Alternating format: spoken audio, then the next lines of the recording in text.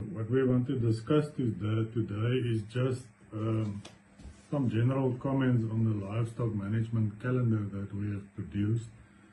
Now, the aim of the calendar is to, on a monthly basis, indicate to farmers what they should be doing with their different livestock species. We've divided it into what we would call health management and also general management, all the things that you would be doing in general with those animals per month.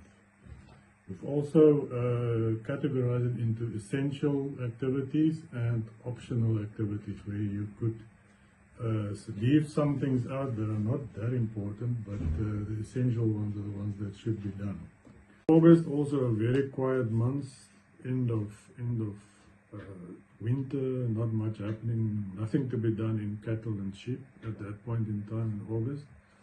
The only thing that can be done in sheep is a Multivax P injection. That is essential actually for them to get Multivax P treatment in August.